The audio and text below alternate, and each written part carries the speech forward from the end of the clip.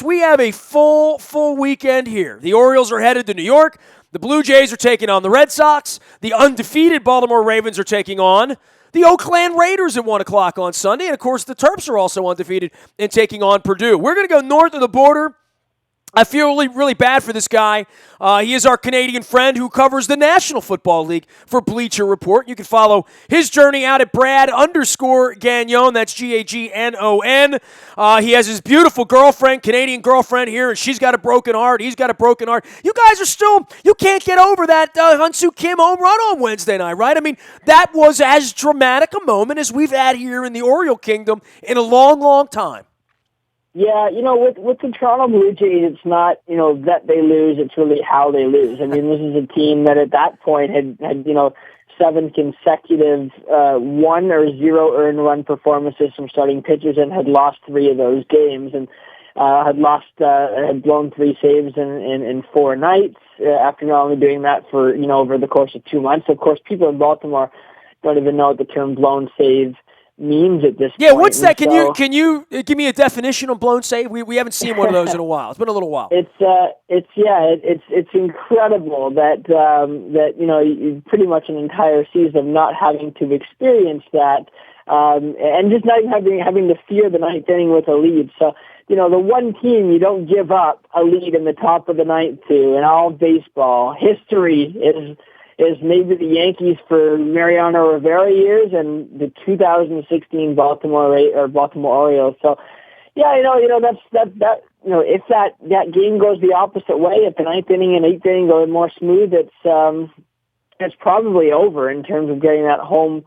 wild card spot. Of course, that's still up for grabs heading into the weekend now, but it does look as though these two teams are on a crash course, and the only team that can interrupt that is probably the Detroit Tigers. So, we'll see how things play out. I can't complain about another game between these two because it's been a fun season series. It's been a fun couple of years between these two. And, of course, they got more home runs than anyone else in baseball. Baltimore 1, Toronto 2.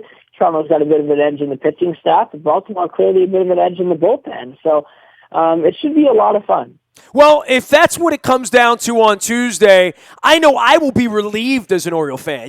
Just as long as Detroit doesn't catch us, certainly you guys have been a step up for a week and a half now, and certainly the Tuesday night game was ugly. 8 innings of a Wednesday night game was ugly as well. If these teams get together on Tuesday, I think most people accept that that's what it's going to be on Tuesday. I mean, I have a flight booked to Toronto on Tuesday. I expect the game to be there, but I've also looked at this and said, well, the Orioles are going to Yankee Stadium, which has been a house of horrors over the course of our lifetime, but certainly this is a different version of the Yankees, not as much on the line for them this weekend. The Red Sox are playing for the number 1 seed, which is incredibly important to have game 1 and 2 and 6 and 7 in your building. I don't think the Red Sox are going to let up on the gas this weekend. So certainly, no matter how this thing turns out, I think the Blue Jays have a tougher weekend. They have a lot more to prove in playing the Red Sox, who are the most torrid team on the planet right now. I mean, I think the Cubs are afraid of the Red Sox at this. Everybody should be.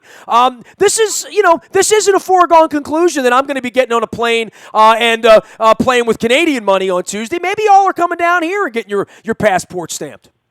Yeah, definitely not. And I think that it's questionable regarding that top seed. First of all, last year you wouldn't want to tell that to John Gibbons that was immensely important because he completely took his foot off the gas pedal after Toronto clinched the division title in Baltimore. Actually, in the first game of a doubleheader.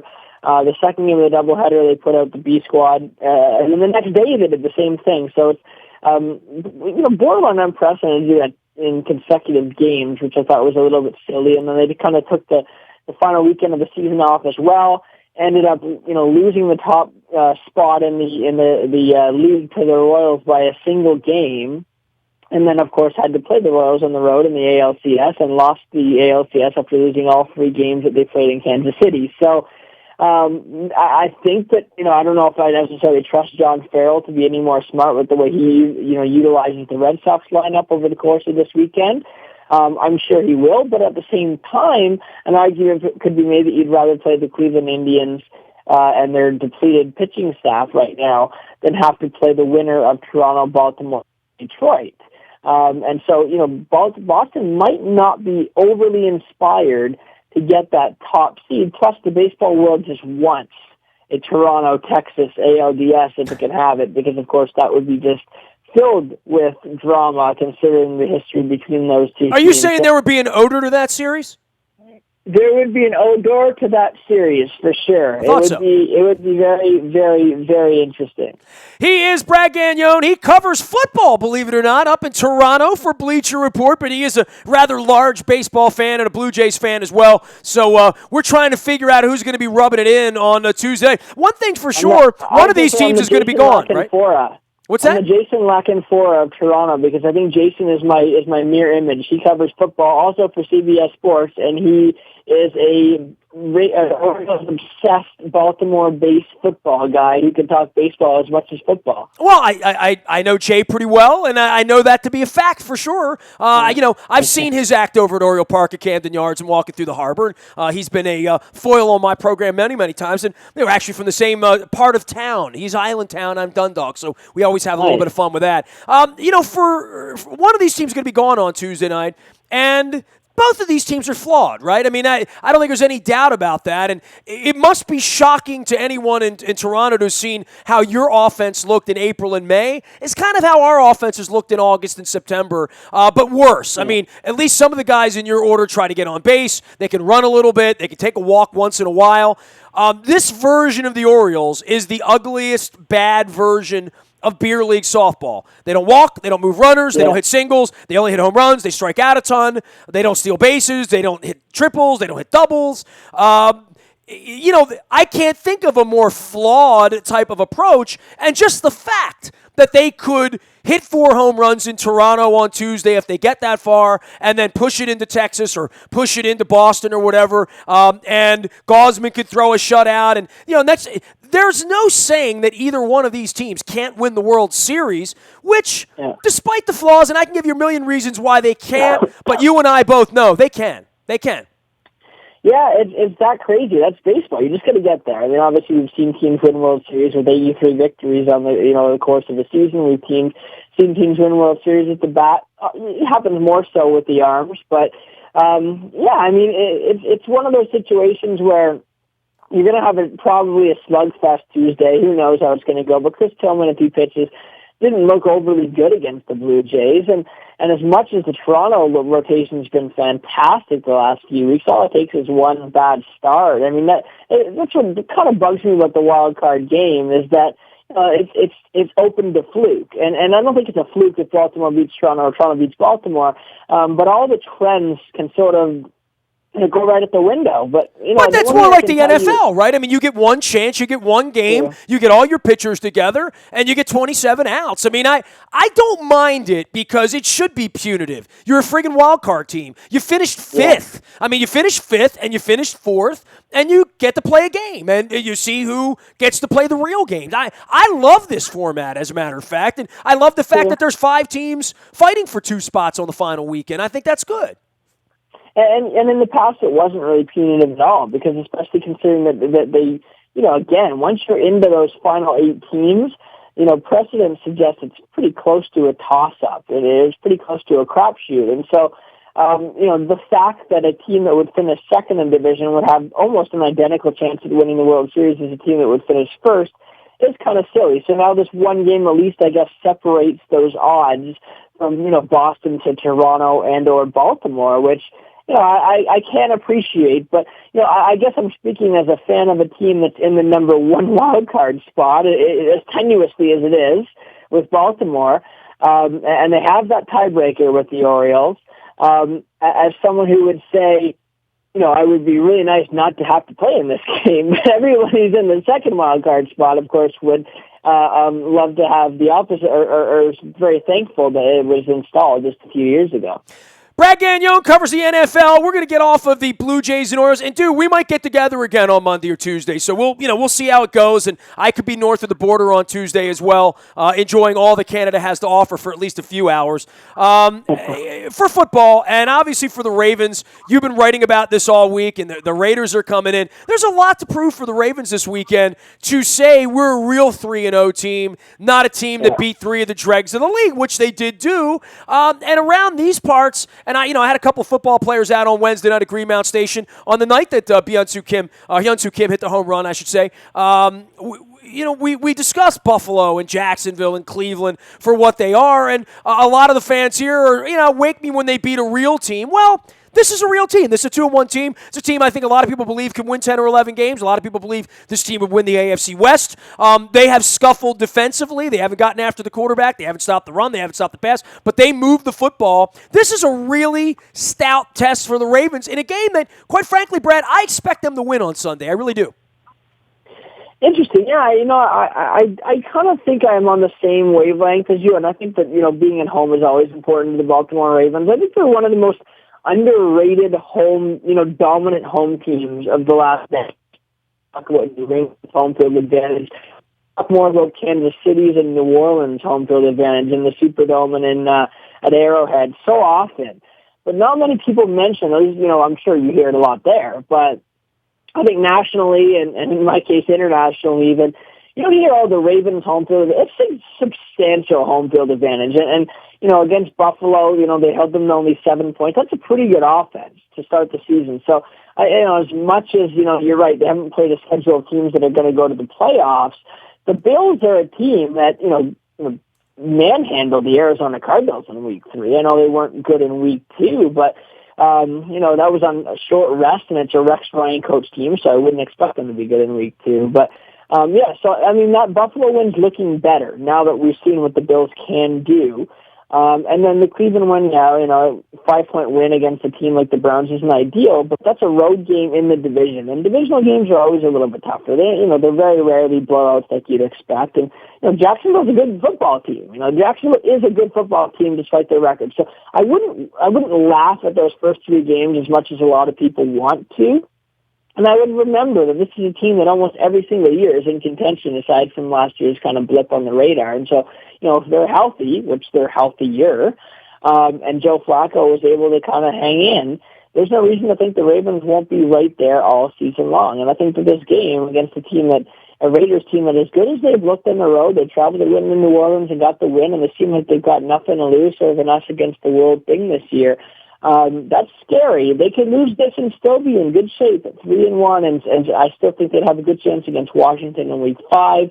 We've got a couple fairly easy type road trips where they just take an Amtrak to New York for the Giants and Jets in week 6 and 7, and then the bye. So, the schedule is favorable. I mean, they could be 7-0 at the bye. I mean, they need to play a little better, but they're certainly capable of being 7-0 at the bye. Now, do I think they'll be 5-2? Sure. I hope they're 5-2. If they're 5-2, it means they split the next 4 games. And in a perfect world, they're 5-2 or 6-1. It doesn't need to be perfect at 7-0. But I like the way they're playing. I like the signs of life. I like the fact that Dennis Pitta and Steve Smith and to some degree Terrell Suggs look healthy. And I love that we're not even talking about Joe Flacco's health at all. We're talking more about his baby daughter being born on Tuesday than we are about his health at this point. So I think Harbaugh teams tend to get better as the season goes along if they don't get injured. And the injury question is, it's always going to be there for every team in the league. But I like what's happening with the Ravens right now. I like it as much as I've ever liked anything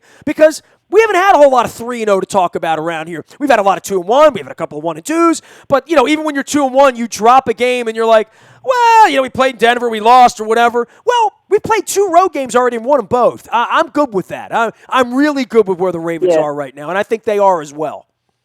And you have to consider, Alvis Dumerville is going to, hopefully make an impact soon. And you mentioned Terrell Suggs. Well, he could only get better as long as he doesn't, obviously have an unfortunate injury again that has interrupted a couple of his seasons in recent years. So, Eric Weddle looks fantastic. That looks like a good move. Timmy Jernigan has stepped it up this year from what I can tell. And obviously C.J. Mosley.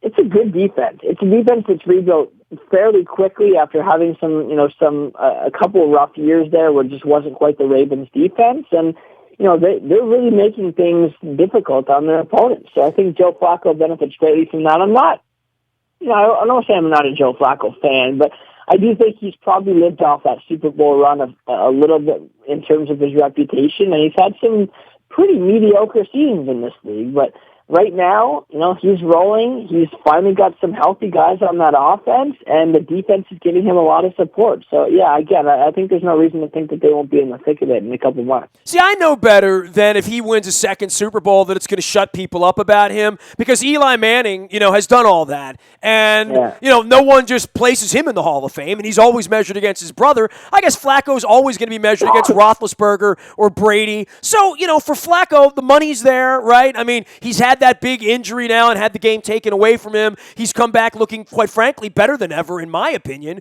And, but I'm with you. If he doesn't win another Super Bowl, it'll be sort of like he never won the first one.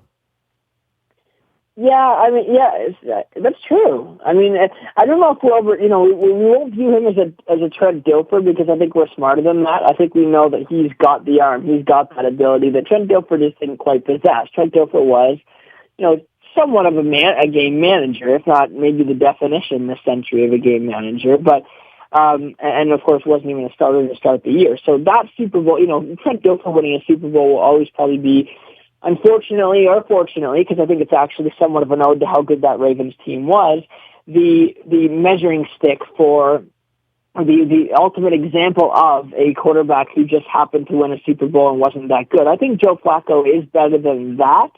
But I think, you look at the body of work, and you look at a guy, threw 22 interceptions. Was that the year after they won the Super Bowl, I believe? He threw 20-plus interceptions, then did it again. And, of course, even during those Super Bowl years, he was again, quite consistently a guy who was, throwing a few silly picks, didn't have a high completion percentage, at least in modern terms.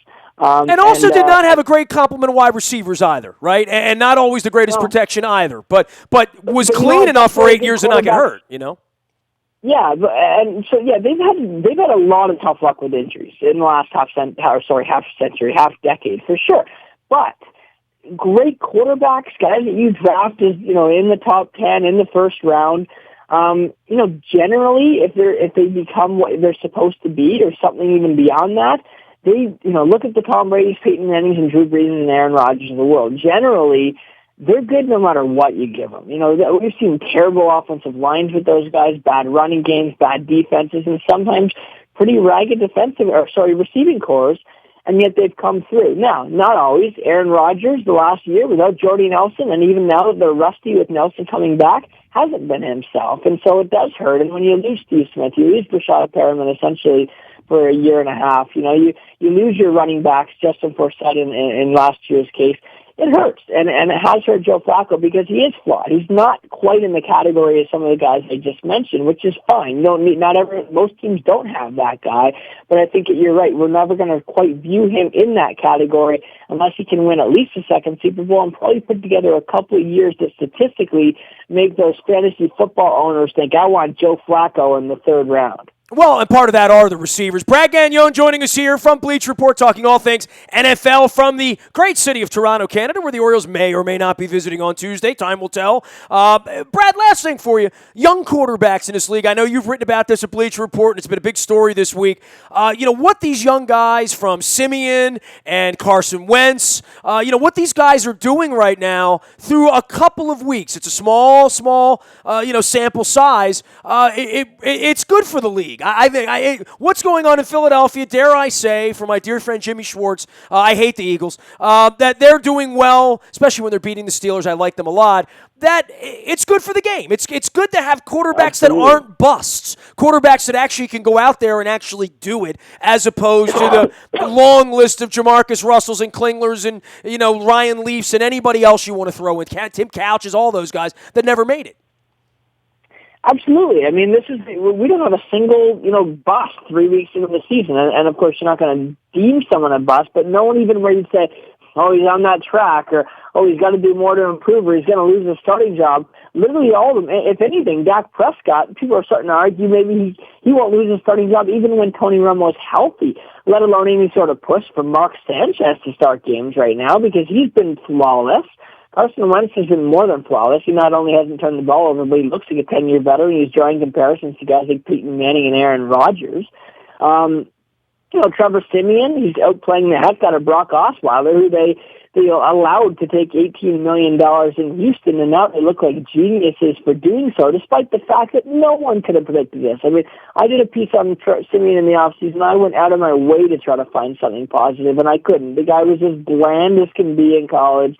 He didn't put up big numbers. He doesn't have a big arm. He's not overly accurate. There was nothing to really tell you he was going to be a good NFL quarterback, and he still might not be.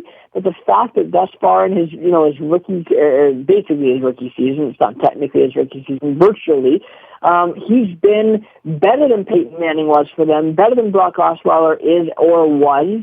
And is on track to have a great career early on. That's fun. I mean, that's a positive sign. This league is good when is at its best when it has as many good quarterbacks as possible, because it's become that reliant on the passing game. And so when you have bad ones, it's pretty depressing to watch at times. But when you have close to 32 good ones for 32 teams, it's really entertaining. And that's really on the track we're on right now, considering all these surprisingly good performances you've seen from young quarterbacks. Big weekend. The Ravens hosting the Raiders, and of course on Sunday night the Steelers will be taking on Kansas City, and hopefully Kansas City can bury them further in the AFC North. And then on Monday night we'll be at Buffalo Wild Wings in Owings Mills with our best seat in the house promotion and our wing eating competition at halftime. We'll be watching the Minnesota Vikings and the Giants. No better story than the Minnesota Vikings this year. No, I mean that's ridiculous. No one, if anyone would tell you that they thought that this was going to happen after what they lost. They lost three of their most important offensive centerpieces, and yet here they are, 3-0. Quarterback Sam Bradford, who, again, in the beginning of September wasn't on the roster, has been fantastic. So, I mean, it's pretty fun to watch that Vikings team. Watch that defense, because it could be number one at the end of the season.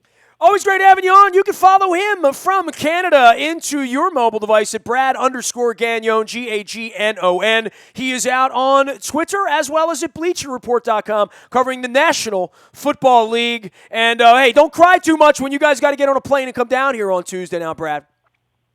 I'll try to hang ahead. I've never been to Baltimore, so maybe it's a chance to get down there. Hey, you never know, man. We got some crab cakes for you. I'll make sure I take good care of you.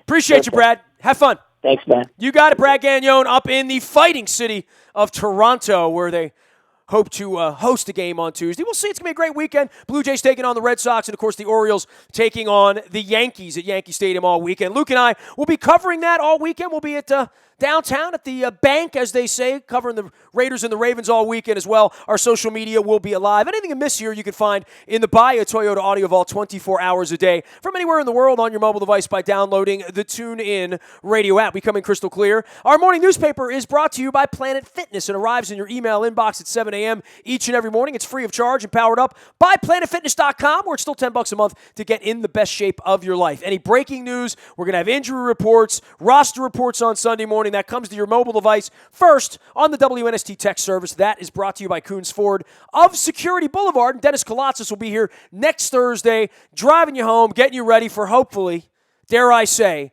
American League Division Series action in Boston or Cleveland or Texas or some place like that. Let a man dream a little bit. I mean, I'm an Oriole fan.